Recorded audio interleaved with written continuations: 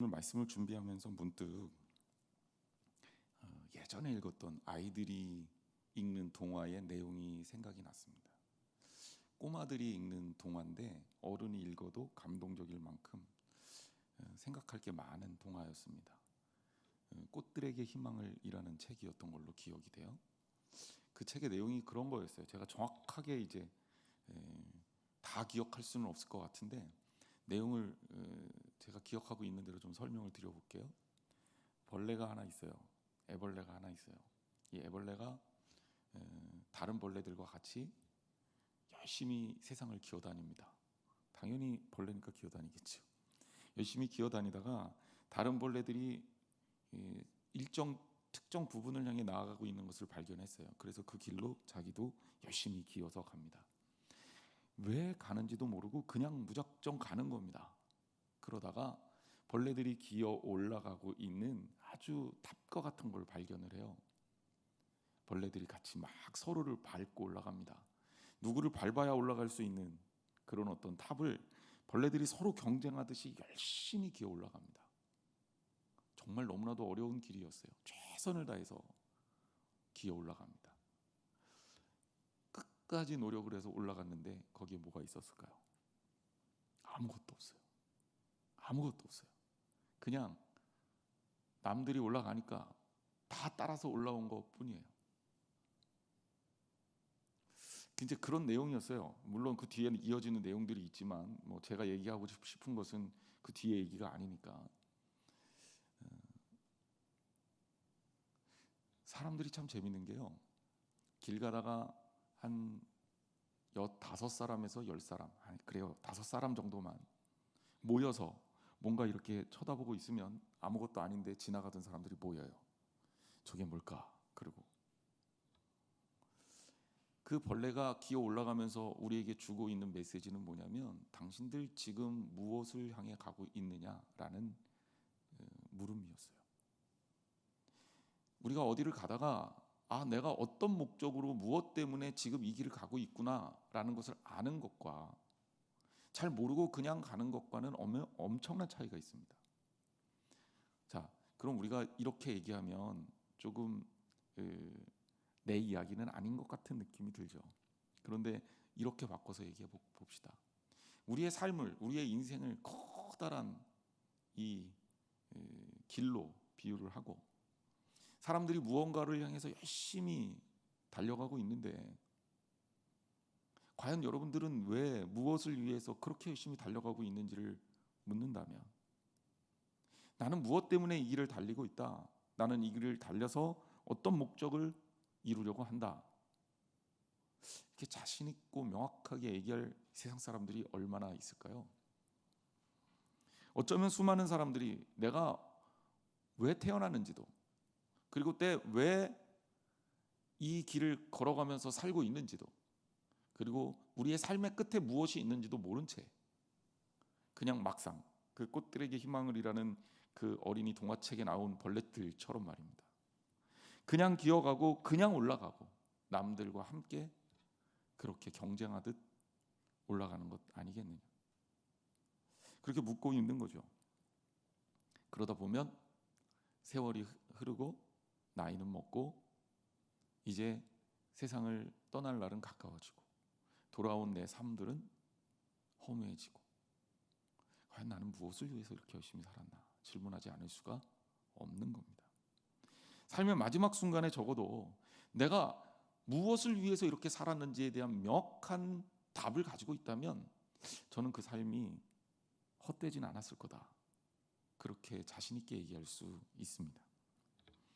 사도 바울이라는 사람이 로마서를 쓰면서 로마 교인들에게 이런 편지를 씁니다. 특별히 오늘 우리가 읽었던 본문은 굉장히 놀랄 만한 충격적인 고백이기도 합니다. 헬라인이나 야만인이나 지혜 있는 자나 어리석은 자에게 다 내가 빚진 자다. 도대체 바울은 무슨 얼마만큼의 큰 빚을 졌길래 빚진 자라는 표현을 썼을까요? 정말 바울은 엄청난 사기를 친 사기꾼이 아니었을까요? 국민 세금을 다 거덜내고 그리고 도망하고 있는 사람 아니었을까요? 그 정도 돼야 빚진 자 이렇게 얘기할 수 있는 것 아닙니까? 우리 국민들이 다 가입하고 있는 의료보험공단의 그 엄청난 금액을 통째로 횡령했다, 뭐 이러면 국민 모두에 대해서 빚진 자다 이렇게 말할 수 있겠네요. 근데 바울이 과연 그 당시에 그런 빚진 자라는 이야기를 오늘 본문에 한 것이냐? 절대 아니죠. 자, 게다가 헬라인에게 빚진 것은 그럴 수 있어요. 헬라인이라고 하면 당시의 로마인이고 지식층이고 상류층이고 귀족이고 그리고 뛰어난 사람들이니까. 하지만 여기 야만인이라고 불리우는 사람들, 야만이라는 단어를 쓰는 것이 옳은지 그른지 잘 모르겠지만 과연 이 야만이라는 단어를 쓰고 야만인이라고 불리우는 사람에게 바울이 빚진 자다 이렇게 말할 수 있을 것인가? 지혜 있는 자에게는 빚질 수 있습니다.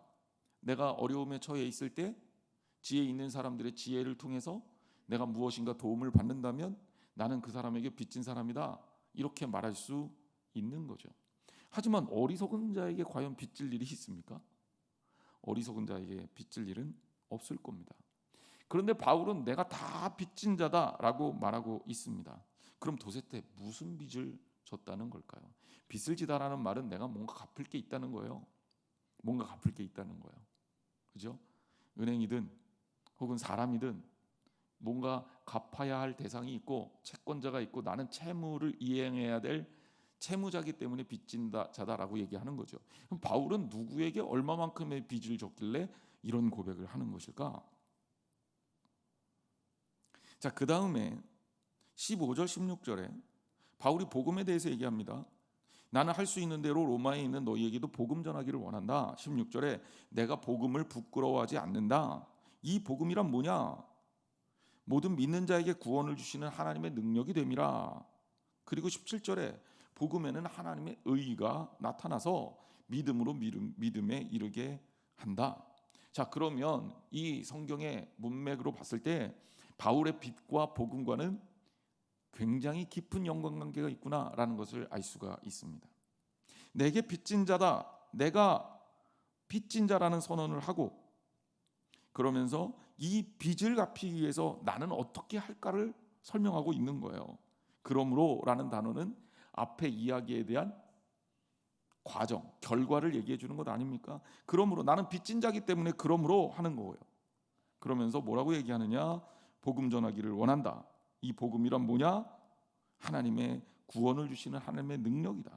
복음에는 믿음으로 믿음에 이르게 하는 하나님의 의가 담겨져 있다. 한마디로 얘기를 하면 바울은 사람에게 빚진 것이 아니라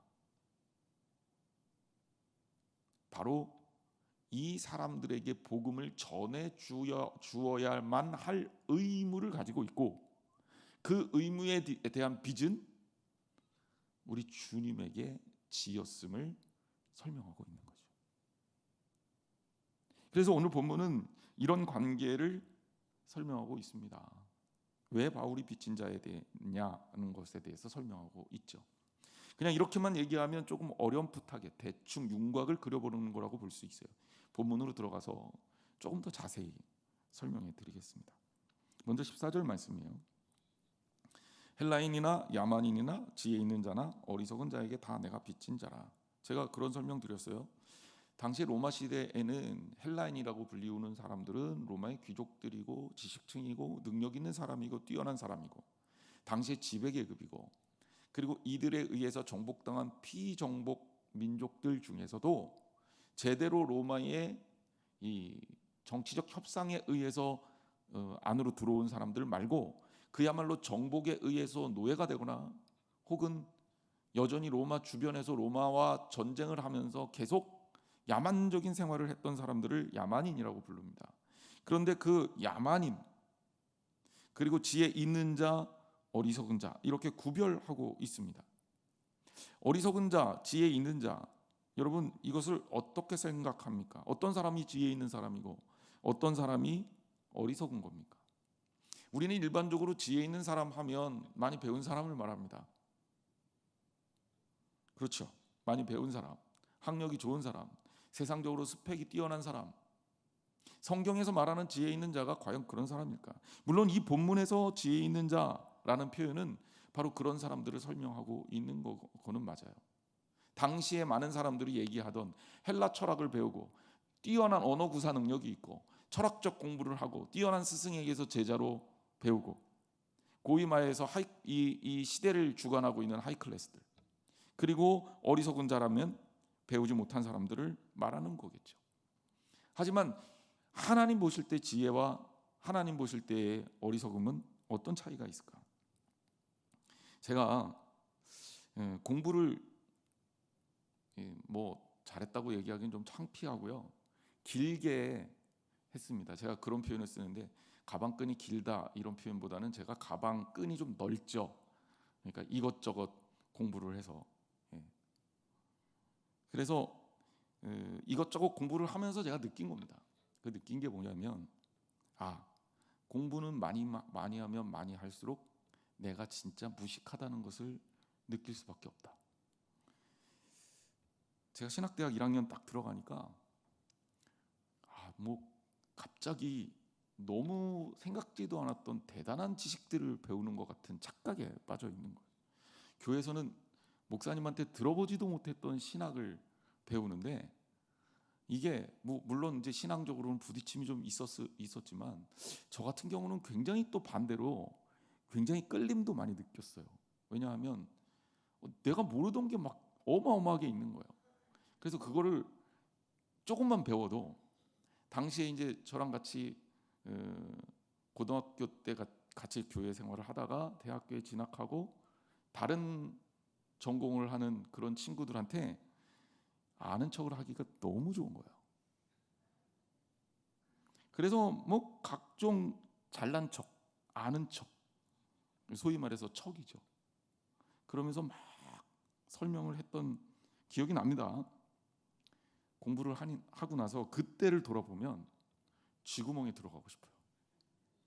정말 창피해요. 정말. 왜냐하면 내가 보는 게 요만큼밖에 없으니까 요거 다 알고 있는 것 같고 내가 보는 시야가 이렇게 좁으니까 내가 굉장히 똑똑해진 것 같은 착각이 드는 거예요. 근데 공부를 했더니 웬걸요? 공부할 게 너무너무 많고 시야가 넓어지니 정말 깨닫는 건 뭐냐면 내가 정말 무식하구나. 공부를 하면 할수록 내가 정말 무식하구나. 석사, 박사 하면 할수록 공부를 하면서 내가 아는 부분이 정말 좁아져요. 정말 좁아집니다. 1학년 때는 신학을 배우지만 대학교 1학년 때는 대학원 때는 신학 분야 중에서 조직신학이라는, 제가 공부한 게 조직신학입니다. 조직신학이라는 일부분을 배우고요. 그리고 박사과정을 했더니 내가 공부했던 목회학에서 리더십 파트 그것만 공부하게 되는 거예요. 그러니까 굉장히 좁아지는 거죠. 이거 좁아진다는 얘기는 내가 모르는 분야에 대해서는 여전히 계속 무식한 거예요. 근데 내가 무식한 걸 알겠더라고요. 공부를 좀 더 하니까. 야, 이게 놀라운 일이다. 지혜로운 사람일수록 내가 어리석다는 것을 인정할 수밖에 없구나. 제가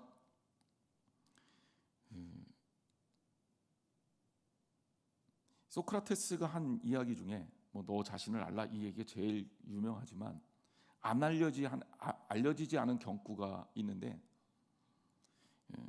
그렇게 이야기를 했더라고요. 내가 유일하게 알고 있는 것은 내가 아무것도 모른다는 것이다. 저는 이 글을 제가 하도 감동을 받아서 그 유럽 여행 갔을 때 제가 사다가 냉장고에다 딱 붙여놨는데 소크라테스의 이야기 중에 그 똑똑한 소크라테스가, 그 당대의 최고의 석학인 소크라테스가 내가 유일하게 아는 것은 내가 정말 아무것도 모르는 것이다라고 얘기했다면 그는 진짜 역설적으로 똑똑한 게 아닌가라는 생각을 했습니다. 여러분, 여러분이 보는 세계가 답니까? 여러분이 가고 있는 세계가 답니까? 여러분이 알고 있는 세계가 답니까? 과연 여러분들은 어디까지 경험하고 있고 어디까지 머릿속에서 담아내고 있고 어디까지 기억하고 있습니까? 어디까지 알고 있습니까? 과연 그렇게 뛰어납니까? 우리가 무엇이든지 다 잘 알 수 있을 만큼 아주 놀랄 만한 그런 능력을 가지고 있습니까? 실제로 생각해 보면 인간이 가지고 있는 지식이라는 것은, 지혜라는 것은 굉장히 국소적일 수밖에 없다는 것을 알 수밖에 없습니다. 하다못해 인간은 인간 스스로도 몰라요. 인간이 가장 모르는 게 저 우주 바깥도 모르지만요, 인간 스스로의 인간 내면, 인간의 뇌, 인간의 신체, 사실 아직 알고 있는 게 별로 없습니다. 얼마나 모르냐면요, 여러분 아직도 우리가 가지고 있는 이 소위 말해서 마인드, 정신, 이것이 많은 사람들은 뇌 속에 있다 그러는데 과연 그런가? 여기에 대한 결론도 아무것도 내지 못했어요. 우리들 스스로도 모르면서 우리가 과연 똑똑하다고 말할 수 있을까? 여러분 어떻게 생각하세요? 그래서 이렇게 구분하는 것 자체가 과연 의미가 있는 것일까라는 질문을 해봅니다. 근데 하여튼 바울은 이런 이야기를 통해서, 이런 대꾸를 통해서 무슨 얘기를 하려고 하냐면, 내가 다 이 세상 사람들에게 빚을 진 것이다. 그러면 갚아야 될 거 아니야. 빚을 졌으면 갚아야 될 거 아닙니까? 그럼 빚을 갚는다는 것은 무엇일까? 우리가 좀 살펴야 되겠죠. 그리고 이 빚진 자의 의식, 이것이 바울의 일생 동안 쫓아다니는데 이 의식이 어떤 의미가 있는 것인지를 좀 살펴볼게요. 고린도전서 9장 16절에 보면 바울이 이런 이야기를 합니다. 내가 복음을 전할지라도 자랑할 것이 없으면 내가 부득불할 일임이라. 만일 복음을 전하지 아니하면 내게 화가 있을 것이로다. 바울은 복음에 대해서 이렇게 얘기합니다. 내가 복음을 전하는데 자랑할 게 별로 없어. 왜냐하면 이거는 부득불, 아니 안 할 수가 없는 거예요. 마땅히 해야 될 일이라는 거예요.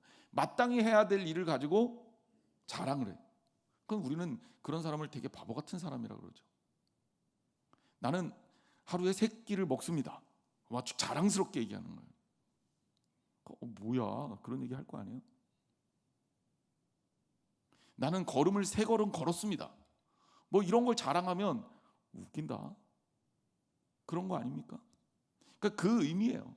부득불이라는 말은 내가 복음을 전하는데 이거 별로 자랑할 게 아니야. 왜? 내가 당연히 해야 되는 거니까. 역으로요, 만일 복음을 전하지 않으면 내게 화가 있을 거다. 이렇게 얘기합니다.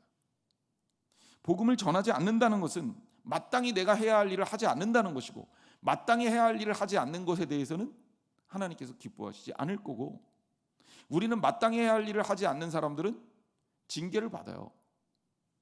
우리나라도 국민의 의무가 있잖아요. 군대 가야 됩니다. 남자들은 특별한 결격 사유가 없으면 군대 안 가면 처벌을 받습니다. 조건 실건 가야 돼요. 왜? 그거는 의무예요. 마땅히 해야 될 일이거든요. 세금 내야 됩니다. 세금을 내지 않으면 범법자가 됩니다. 마땅히 해야 될 일입니다. 복음을 전하는 것에 대해서 바울은 그런 생각을 하는 거예요. 이건 내게 마땅히 해야 될 일이다. 여러분, 복음을 증거하는 일에 대해서 여러분은 그런 생각 가지고 있습니까? 저는 목회하면서 교인들한테 전도상을 줘본 적이 별로 없어요. 전도 많이 했다고 상 주는 거 별로 좋아하지 않습니다. 왜 그럴까? 특별한 일이 아니에요. 숨쉬듯 자연스러운 일이에요. 마땅한 일을 했는데 거기에 대해서 굳이, 또 게다가 복음을 전하는 것도 하나님의 은혜잖아요. 그리고 그것을 통해서 내가 하나님께 이쁨을 받으면 되는 거 아니에요? 그런데 굳이 왜 세상적으로 교회 안에서 뭔가 이렇게 인정받고 싶어 하는지, 그거를 깨야 성숙한 크리스찬이 되는 거예요. 전도뿐만이 아니죠. 다른 모든 일들이 그렇습니다. 그렇기 때문에 그런 일들에 대해서 별로 시상하려고 하지 않아요. 여러분 생각하십시오. 그리고 기억하십시오.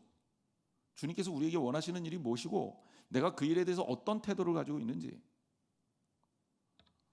자, 이어서 고린도전서 9장 18절에서 23절에 보면 바울은요, 복음을 어떤 마음으로 전했는지를 설명하고 있습니다. 제가 이거는 쭉 읽을게요. 그런즉 내 상이 무엇이냐? 내가 복음을 전할 때에 값없이 전하고 복음으로 말미암아 내게 있는 권리를 다 쓰지 아니하는 이것이로다. 내가 모든 사람에게서 자유로우나 스스로 모든 사람에게서 종이 된 것은 더 많은 사람을 얻고자 함이라. 유대인들에게 내가 유대인과 같이 된 것은 유대인들을 얻고자 하며 율법 아래 있는 자들에게 내가 율법 아래 있지 아니하나 율법 아래 있는 자같이 된 것은 율법 아래 있는 자들을 얻고자 하며 율법 없는 자에게는 내가 하나님께는 율법 없는 자가 아니요 도리어 그리스도 율법 아래 있는 자이나 율법 없는 자와 같이 된 것은 율법 없는 자들을 얻고자 함이라. 약한 자들에게 내가 약한 자와 같이 된 것은 약한 자들을 얻고자 하며 내가 여러 사람에게 여러 모습이 된 것은 아무쪼록 몇 사람이라도 구원하고자 함이니 내가 복음을 위하여 모든 것을 해감은 복음에 참여하고자 함이라. 자, 이게 무슨 얘기냐면 바울은 복음 외에 다른 것들은 자신의 삶을 강제하는 어떤 것도 될 수 없다고 설명하고 있는 겁니다. 이렇게 살기가 진짜 어렵죠. 제가 오늘 말씀 서두에 과연 여러분들은 어디를 향해서 가고 있느냐라는 이야기를 했어요. 여러분 어디를 향해서 가고 있습니까? 도대체 무슨 목표를 향해 가고 있어요? 적어도 바울은 복음이라는 목표를 향해서 최선을 다해 경주하고 있습니다. 그리고 그것이 생명이기 때문에 의미가 있는 거죠. 근데 우리는 무엇을 쫓아 삽니까? 세상의 명예, 부, 권력, 때로는 사람들에게 사랑받고자 하는 그 욕구, 내 마음속에 있는 컴플렉스에 대한 보상, 그것을 위해서 삽니까? 누군가 되게 나를 괴롭힌 누군가가 있다면, 내가 미워하는 누군가가 있다면 내가 그 사람을 쓰러뜨리기 위해서 삽니까? 복수는 나의 것이다. 저 아버지의 원수와 한 하늘을 이고 살 수는 없어. 만화에 자주 나오는 그런 대사입니다. 그러면서 평생 동안 칼을 갈고 그리고 그 사람을 찾았더만 고수가 돼서 그 사람은 이미 세상에 없더라. 상투적인 만화 내용입니다. 공감을 안 하시는 거 보니까 여러분들은 만화를 열심히 안 보신 걸로. 그런데 그런 인생이 우리의 인생이라면 얼마나 허무하고 얼마나 의미가 없을까요? 그런 인생을 살면 안 되는 거죠. 의미 없는 인생을 살면 안 되는 것 아닙니까? 적어도 내가 분명한 목표를 가지고 그 목표가 더군다나 의미 있는 일이고 사람들을 살리는 일이고 하나님의 뜻을 이루는 일이 될 때 내가 오늘날의 행위가 한 걸음을 걷더라도 생각 한 시간을 아니 1초의 생각을 하더라도 그래야 의미가 있는 것 아닙니까? 우리 옛말에 호랑이는 죽어서 가죽을 남기고 사람은 죽어서 이름을 남긴다는 얘기가 있습니다. 그런데 전도서를 읽어보면 솔로몬이 그런 얘기해요. 과연 그 이름이라는 게 너한테 의미가 있겠냐? 여러분 어떻게 생각합니까? 나는 죽어서 이 땅에 존재하지 않는데 내가 남긴 이름이라는 게 뭐 그다지 의미가 있겠습니까? 적어도 나한테는 의미가 없죠. 내 자손들에게는 의미가 있을지 몰라도. 무엇인가를 위해서 살 때는, 무엇인가를 위해서 목숨을 걸 때는, 그 무엇인가를 위해서 우리의 삶을 걸 때는 그것이 가치가 있을 때만 우리의 삶이 존재하는 거고 의미가 있는 겁니다.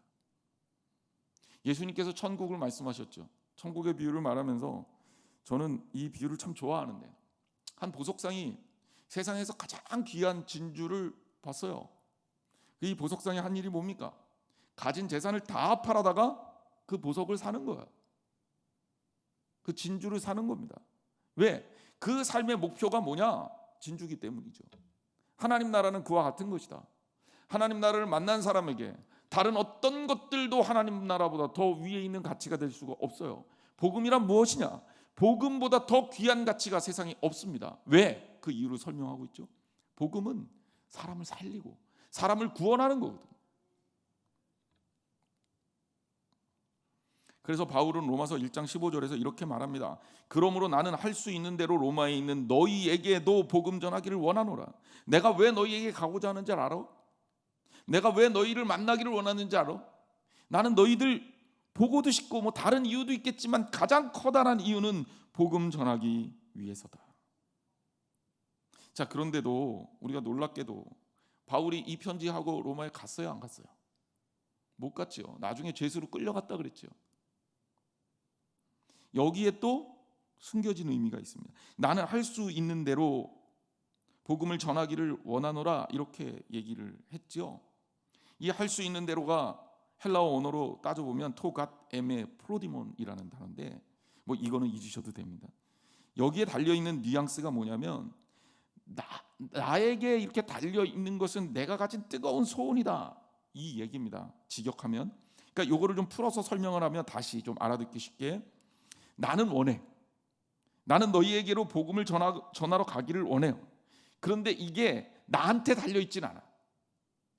즉 하나님께서 허락해 주실 때 내가 너희에게 갈 수 있다, 이러한 고백입니다. 자, 기억하세요. 아무리 선하고 아무리 의미 있는 일처럼 보여도 하나님의 이끄심 없이 움직이면 안 됩니다. 내 눈에 내 생각에 좋아 보여도 하나님의 뜻과 맞지 않으면 안 돼요. 저도 목사다 보니 정말 수많은 결정을 해야 될 때가 많습니다. 어떤 때는 무서워요. 이 결정을 어떻게 해야 될까? 정말 고민이 많이 될 때가 있습니다. 아주 사소한 일부터 아주 중요한 일까지 말입니다.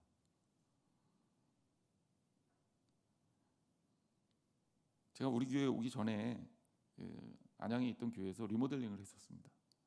그런데 이제 리모델링을 하면서 그 교회는 교회 지어진 지가 40년 가까이 됐는데도 한 번도 교회를 새로 건축하거나 리모델링을 한 적이 없어서 할 수밖에 없는 리모델링이어서 했거든요.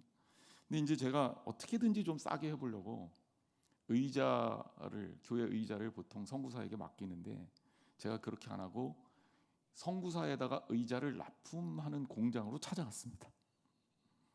그래서 그 공장에 직접 가서 의자를 보고 직접 골랐고, 그리고 이제 색깔 샘플만 얻어갖고 온 거예요. 아내랑 갔다 오고 나서 2, 3일을 고민을 했습니다. 어떤 색깔을 의자 색깔로 정해야 우리 교회 교인들이 편안하게 예배를 드릴 수 있을까? 아무것도 아니잖아요. 근데 정말 그때는 2, 3일 동안 계속 그 생각이 떠나질 않는 거예요. 아무것도 아닌 것 같은데 그런 결정을 해야 될 때가 있습니다. 결국 되게 만족스러운 결정을 했습니다. 교인들도 좋아하시고 또 아내의 도움도 컸고. 아무것도 아닌 것 같아도요, 내 생각대로 내 판단대로 하는 것이 좋아서 하지만 이게 위험할 수 있다는 사실을 인지해야 돼요.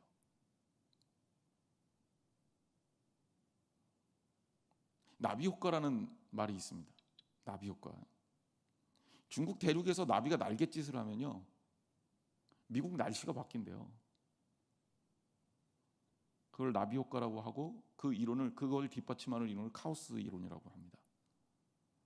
근데 그 나비 효과라는 게 그냥 우리의 삶에서도 제가 볼 때는 심심치 않게 일어나는 것 같아요. 아무것도 아닌 것 같은 행동 하나, 말 하나가 어마어마한 파장으로 퍼져나가는 경우도 비일비재하게 있습니다. 역으로 얘기하면 그 아무것도 아닌 거 하나 딱 변화를 주면 세상이 바뀌어질 수도 있다는 거예요. 아무것도 아닌 거, 인사를 잘하는 거, 그리고 조금 더 웃으려고 애쓰는 거, 행복하게 살려고 노력하는 거, 하나님 보실 때 이것이 얼마나 귀한 일일까를 생각하고 말하고 행동하는 거, 이 아무것도 아닌 행동, 이게 세상을 바꿀 수도 있다는 겁니다. 바울은요, 내가 어떤 일을 하더라도 이 말 속에 담겨 있는 대로, 할 수 있는 대로라는 말이 내가 최선을 다해서 일을 반드시 하겠다 이런 의미가 아니라 나는 최선을 다하지만 그럼에도 불구하고 하나님의 뜻을 기다려서 움직이겠다는 선언입니다. 여러분 그렇게 하시기를 바랍니다. 무슨 일을 하든지 주님의 뜻인지를 확인하고 그리고 가세요. 그리고 가다가 내 생각에 맞는 것 같은데 하나님의 뜻이 아닌 것 같다, 그럼 멈춰요. 계속 가지 말고 그 다음에 어떻게 하면 됩니까? 다시 확인하고 하나님의 뜻이면 계속 가되 하나님의 뜻이 아니면 다시 돌아와요. 신앙생활은 그렇게 하는 겁니다. 매 순간을 하나님께 물으란 말이에요. 인간적인 욕심에 의해서 하는 건지, 내 욕구에 의해서 하는 건지, 내가 원하는 방향으로 내 뜻대로 하는 건지, 과연 이게 하나님의 영광을 위해서 하는 건지 판단하라고요. 목사님 판단이 잘 안 돼요. 기도하고요. 말씀 보세요. 하나님 답 주십니다. 하나님이 답을 주시니까 우리가 신앙생활하는 거 아니에요? 하나님 답 주시면 그럼 가면 돼요. 그런데 많은 사람들이 어떻게 하느냐, 그냥 좋은 결정일 것 같은 거, 내 마음에 하고 싶은 거, 야 이거는 뭐 최고다 이러면 물어보지도 않고 그냥 갑니다. 이런 건 물어보질 않아요. 이런 거는 기도하지도 않아요. 왜? 내가 좋으니까. 주로 뭘 가지고 씨름을 하느냐, 아 이거 어떡하지? 이거 맞을까? 그러면 그때부터 씨름을 하고 그때부터 고민을 하는 거예요. 그렇게 하지 말라고요. 좋은 일도 나쁜 일도 어려운 일도 쉬운 일도 주님과 함께 결정하시기를 주님의 이름으로 축원합니다. 그래요. 그래야 돼요. 그게 신앙인이죠. 저 신학대학 다닐 때 우리 교수님이 구약을 가르치던 교수님이었는데 재밌는 얘기를 해준 적이 있어요. 당신 친구분 중에 그런 친구분이 있었다는 거예요. 무슨 일을 할 때 늘 이렇게 옆에를 보고 혼잣말을 하고 일을 결정을 한대요.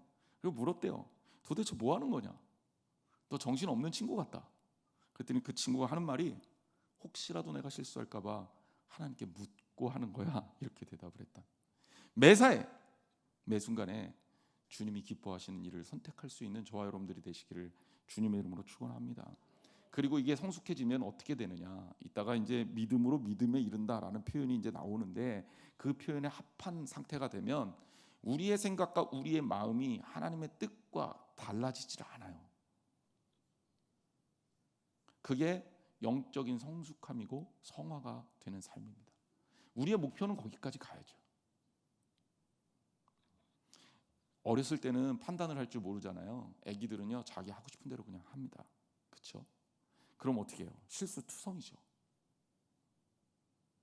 저희 애들도 키우다 보니까 뭐 별일을 다 겪는데 막 6개월짜리 애가 콜라병을 들고 마시려고 그러지를 않나. 뭐 물감통에 있는 물을 벌컥벌컥하고 이게 붓 이렇게 씻은 물 있잖아요. 우리 둘째가 그냥 첫째 애가 그림 그리고 있는 데 가갖고 그걸 기어가갖고 이렇게 막 마셔요. 뭐가 맛있는지 뭐가 맛없는지도 모르는 거죠. 그냥 자기는 좋으니까 하는 거예요. 막 혼내다가 생각을 합니다. 우리의 삶도 이거하고 비슷하지 않나.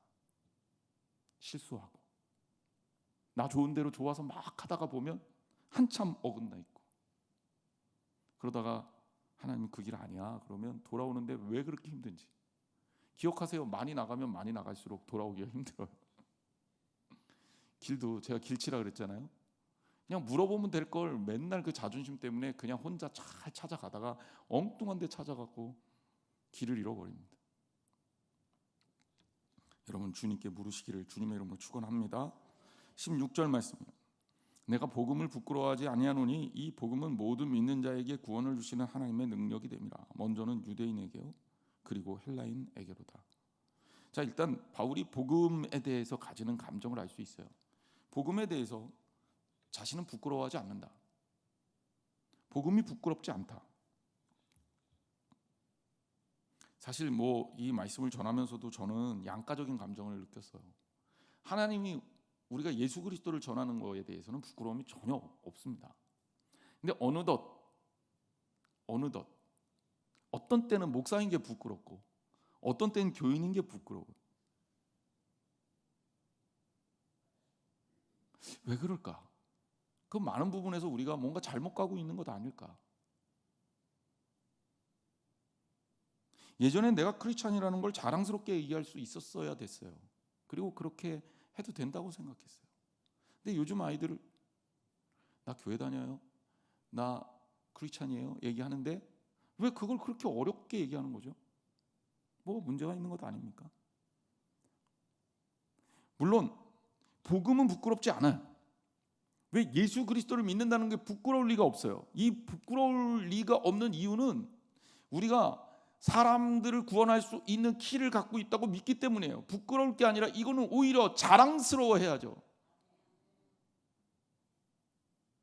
그런데 복음을 부끄럽게, 아니 교회를 부끄럽게, 교인이 됨을 부끄럽게, 목사임이 부끄럽게 만들어졌다면 우리가 거기에서 뭔가 많이 잘못하고 있는 것 아닌가요? 이거 고쳐야 됩니다.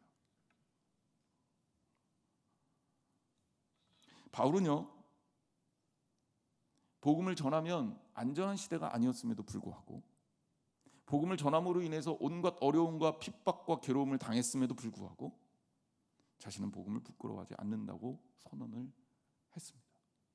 예수 그리스도의 이름을 증거하는 것 때문에 감옥에 갇히고 매도맞고 도망 다녀야 했음에도 불구하고 자기 스스로의 정체성에 대해서 부인하지 않았어요. 여러분, 예수님 때문에 창피하지 마세요. 그걸 하나님께서 기뻐하시는 것 아닙니다. 주님이 부끄러운 게 아니잖아요. 우리가 잘못해서 주님을 부끄럽게 만드는 것은 우리가 빨리 고쳐야 돼요. 교회가 빨리 고쳐야 돼요. 성도들이 빨리 고쳐야 돼요. 내가 주님 앞에 회개해야 합니다. 내가 크리스찬이 크리스찬답게 살지 못했으니까 문제가 되는 거예요. 크리스찬이 크리스찬답게 살았다면, 교회가 교회다웠다면, 성도가 성도다웠다면 부끄러울 이유가 요만큼도 없는 거죠. 세상을 당당하게 사십시오. 우리는 하나님의 자녀입니다. 더구나 우리는 다른 사람들을 구원할 수 있는 복음이라는 열쇠를 가진 사람들이에요. 그러므로 절대로 부끄러워할 이유가 없습니다. 하지만 나 때문에 예수 그리스도가 욕먹는다면 그럼 빨리 회개하고 바로 잡으십시오. 바울은 빌립보서 1장 21절에 말합니다. 이는 내게 사는 것이 그리스도다. 죽는 것도 유익하다. 내게 살아있는 것은 예수 그리스도고 예수 그리스도의 능력뿐이며, 때론 내가 그것 때문에 죽을지라도 그것이 내게 유익할 것이다. 제가 처음에 전제를 얘기했잖아요.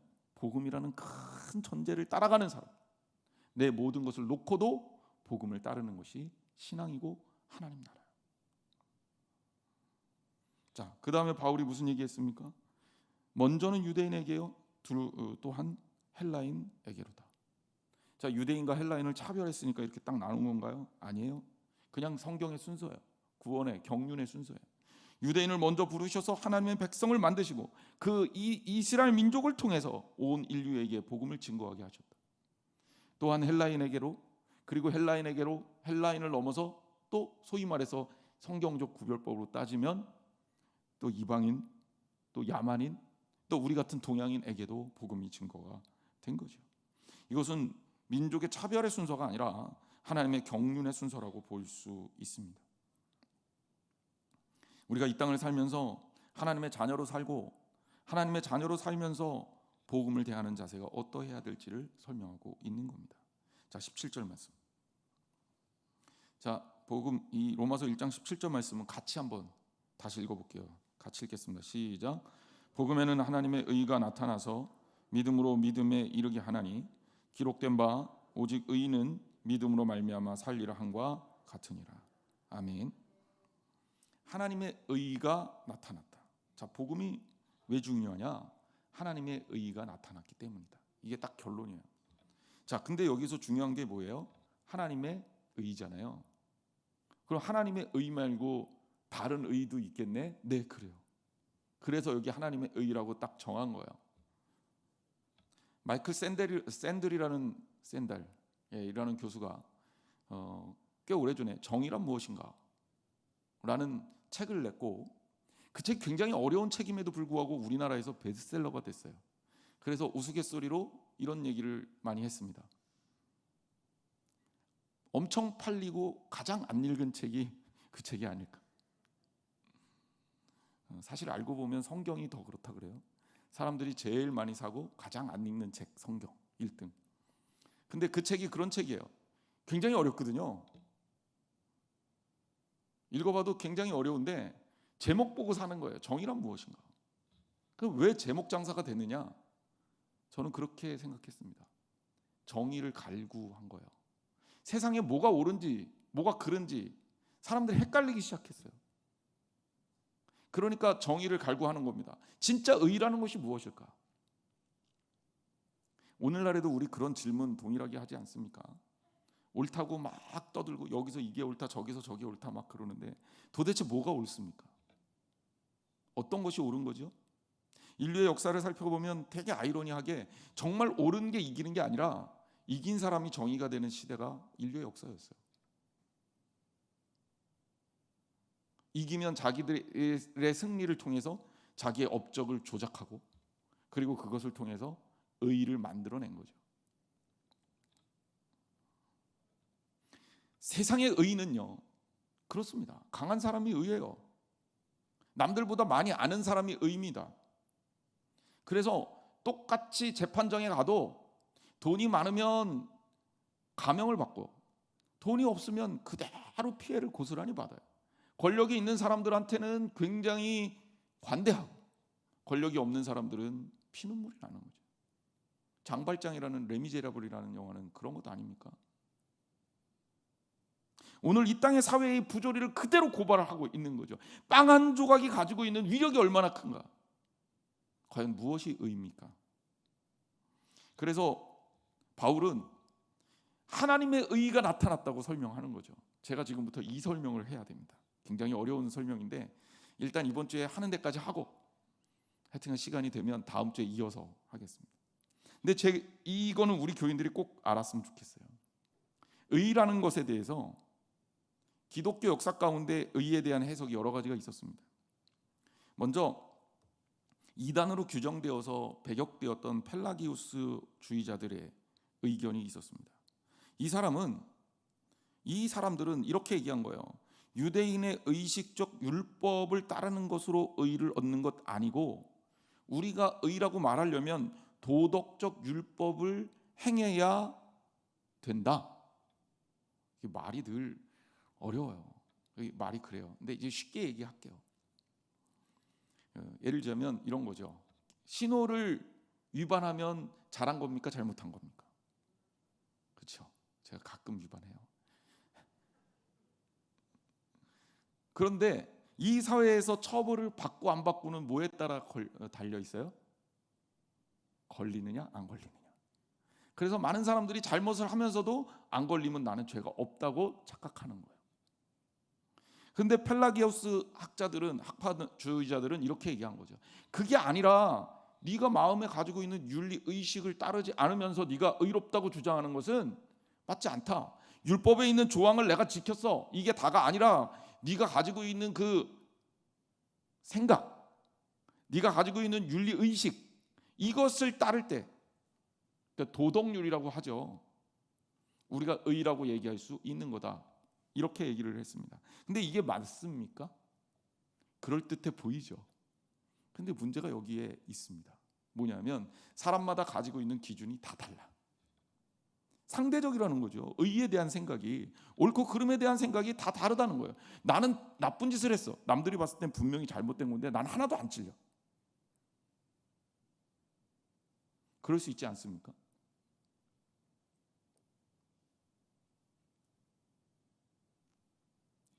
나는 잘못이라고 생각하지 않아. 나는 분명히 솔직하게 얘기했을 뿐이야. 결혼식에 가서 신부가 별로 이쁘지 않다고 솔직하게 얘기했는데 사람들이 나보고 되게 못됐대. 어떻게 그런 말을 할 수 있냐고 비난을 해요. 여러분 잘한 겁니까? 잘못한 겁니까? 헷갈리죠? 왜? 거짓말을 잘했다고 해야 되는 거 아니에요. 모든 신부가 다 이쁜 건 아니잖아요. 그렇다고 거짓말을 안 하고 진실을 얘기했더니 그거 보고 나쁘대. 그러니까 이게 의라는 게 제가 일례를 들었지만 굉장히 애매한 거예요. 미국 속담 중에 이런 얘기가 있습니다. 너희 교회의 담임 목사를 장례식장에서 거짓말장이로 만들지 마라. 무슨 얘기인지 아시겠죠? 장례식을 목회를 하다 보면 하게 되는데 장례식에 예배를 드리면서 고인에 대해서 안 좋은 이야기는 절대 할 수가 없습니다. 이 고인은 죄를 많이 졌고 가족들 보기에도 민망했으니 여러분 우리 불쌍한 영혼이지만 잘 죽었다고 감사합시다. 이렇게 얘기할 수가 없잖아요. 그럼 어떻게 해야 돼요? 좋은 것들 어떻게든지 짜내갖고 이 좋은 것들을 가지고 예배를 드려야 된단 말이에요. 그러면서 저는 뭘 한 거예요? 비의도적인 거짓말을 하게 되는 거예요. 그래서 장례식장에서 거짓말을 제일 많이 하는 사람이 목사일 가능성이 많다. 서양 속담입니다. 그 공감을 굉장히 많이 했어요. 그러니까 이게 우리 마음에 드는 생각, 이 도덕, 이런 게 굉장히 상대적이어서 절대적 기준을 제시하기가 너무너무 어렵고, 또 하나는 문화적 수준에 따라서 너무 다른 모습들을 보이기 때문에, 예를 들면 먹는 것도 그렇지 않아요? 뭐 중국에 갔더니 살아있는 원숭이의 뇌도 파먹고 있어요. 와, 어떻게 먹어? 막 이랬는데 한국 사람들 보니까 살아있는 낙지를 막 찔러 먹네. 원숭이 뇌를 파먹는 거는 야만이고, 산 낙지를 막 잘라서 초장에다 그냥 막 발라 먹는 거는 문명인가요? 야, 그 벌레를 어떻게 먹어? 그랬더니 내 제일 좋아하는 음식 중에 하나가 번데기야.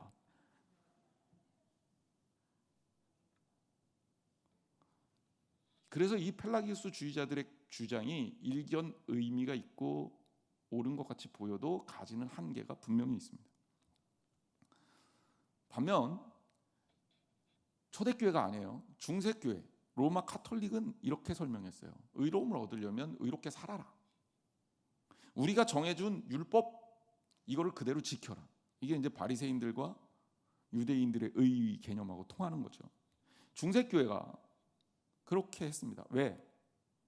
제가 중세에 대해서 얘기했잖아요. 중세는 성경을 일반 사람들이 잘 몰라요. 그러니까 그것들을 사제들이 법으로 알려주는 거예요. 이건 되고 이건 안 되고 이래갖고 쫙 법칙을 정해놓고요. 그 법칙에 따라서 사람들이 살아야 한다고 말했어요. 그래서 의로운 행위를 많이 하면 의를 이룰 수 있다라고 얘기한 거죠. 일견 일리가 있는 것 같아요. 근데 이게 사람들한테는 더 합리적으로 보여져요. 의로운 사람은 어떤 사람이냐? 착한 일 10번 하는 사람이 의로워요? 착한 일 한 번 하는 사람이 의로워요? 애매해요? 그럼 차이를 확실하게 둡시다. 착한 일을 10,000번 한 사람이 있고 착한 일을 태어나서 딱 한 번 한 사람이 있어요. 누가 더 의로운 사람입니까? 진짜 그래요? 아니, 그러니까 이 캐톨릭의 의견에 따르면 행위주의자들, 기독교 윤리에서 말하는 행위주의자들의 의견에 따르면, 율법주의자들의 의견에 따르면 이게 맞는 거죠. 근데 과연 그러냐 이거예요. 과연 그러냐? 적어도 성경에서는 이게 의라고 얘기하지 않습니다. 왜? 행위로 무엇인가를 한다고 해서 그 사람의 마음까지도 그럴 가능성이 없기 때문에 그래요. 예를 들자면 내가 누군가를 도왔어요. 돕는 마음이 내가 이 사람을 정말 불쌍히 여겨서 도와줄 수도 있고, 한편으로는 사람들이 날 쳐다봐. 내가 목사인 걸 알아. 근데 내가 이 사람을 안 도우면 내 체면이 깎이고, 야, 목사가 저런 것도 안 하냐 이럴까 봐 부들부들 떨리는데 티를 안 내고 손을 꽉 부여잡고 웃음을 가장한 채 이 사람을 도와줬어요. 그럼 이거 의일까요? 캐톨릭에서는 의라고 말하는 거죠. 그런데 성경적 기준에서는 이건 의가 아닙니다. 누군가 너무 미워요. 진짜 이 미운 마음을 감출 수가 없어. 제가 이쪽 보고 얘기했다고 진짜 미워하는 거 아니에요. 그래서 너무 미운데 미워하는 걸 티를 내면 안 되잖아요. 목사가 참 괴로워요. 누구 교인이 너무너무 미운데, 우리 교인들 중에는 아직은 없어요. 안심하세요. 앞으로도 없기를 바랍니다. 없을 거예요. 저는 이렇게 미워한 적 없어요, 교인들. 근데 그럴 수 있잖아요. 막 너무 속상하게 했어. 나를 너무 괴롭혀. 그래서 누군가 너무 미운데 미운 거 티를 못 내요. 그러니까 사랑합니다. 권사님 사랑해요. 집사님 사랑해요. 이렇게 얘기를 했어요. 거짓말이잖아요. 이거는 과연 의일까요? 예수님은 그거 얘기한 거예요. 형제를 미워하면서 미운 것을 티를 안 낸다고 해서 너희가 죄인이 아닐까 보냐 묻는 거죠. 미워한다면 살인하는 거랑 똑같은 거야. 예수님 그렇게 얘기하신 거 아닙니까? 결국 성경적으로 봤을 때 행위로 의를 얻는다는 것도 기각, 이것도 말이 안 된다는 거예요. 그러면 우리가 추구하는 의, 제대로 된 의는 뭘까? 성경은 이렇게 얘기하는 거죠. 어차피 너희들이 말하는 의는 너희들 삶에서는 이룰 수가 없어. 안 돼. 인정해라. 너희들은 의가 아니라 죄일 수밖에 없어. 너희들은 의인이 아니라 죄인일 수밖에 없어. 그래서 하박국 선지자가 고백하잖아요. 세상을 돌아보니까 의인은 없나니 하나도 없도다. 심지어 자기를 봤을 때도, 나를 봤을 때도 나도 의롭다고 자신 있게 얘기할 수가 없는 거예요. 이게 그리스도인의 실존입니다. 저와 여러분 마찬가지예요. 우리가 남들보다 낫다고요? 상대적으로 조금 날 수 있어요. 목사가 성도들보다 좀 더 거룩하다고요? 상대적으로 그렇게 보일 수 있습니다. 왜? 행동으로는 그렇게 해야 되는 상황이 강제되니까. 욕도 좀 덜하죠.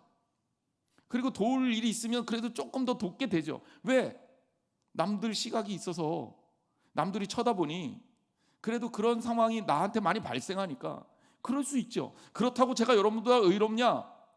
상대적으로는 펠라기우스 학자들 의견과 로마 카톨릭의 의견에 의하면 그럴 수 있다고 볼 수도 있지요.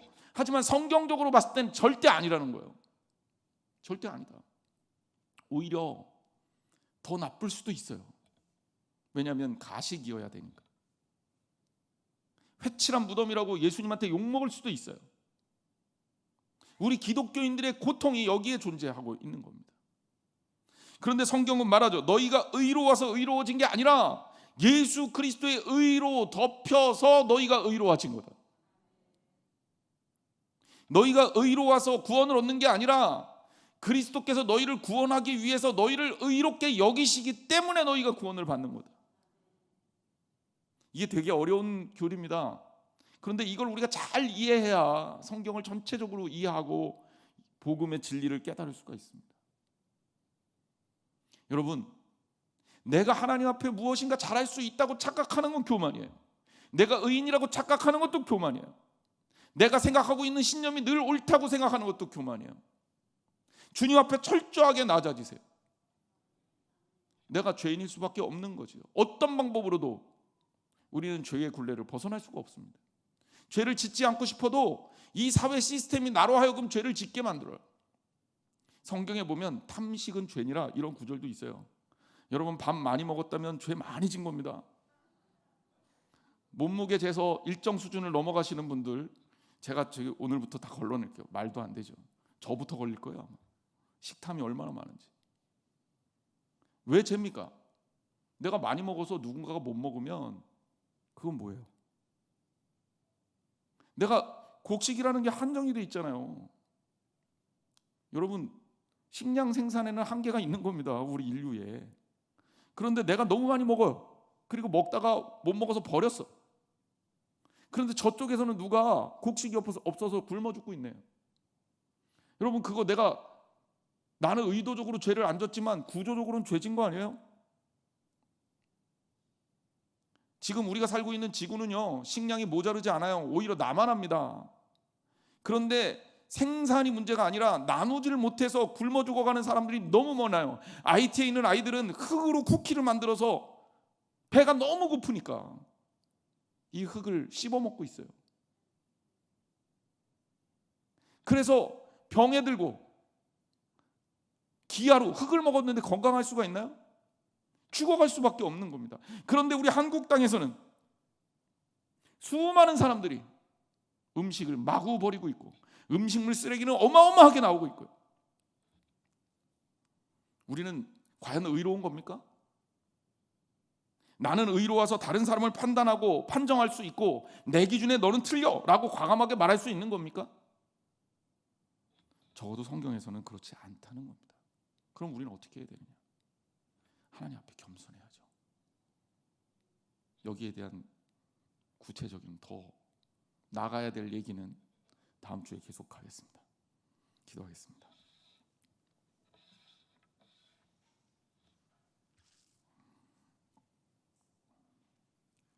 복음이란 뭘까? 복음은 우리를 구원하는 하나님의 의가 들어있어서 우리로 하여금 죄인인 우리로 하여금 하나님의 의를 지향하고 하나님 나라를 바라볼 수 있게 해주는 놀라운 구원의 도구입니다.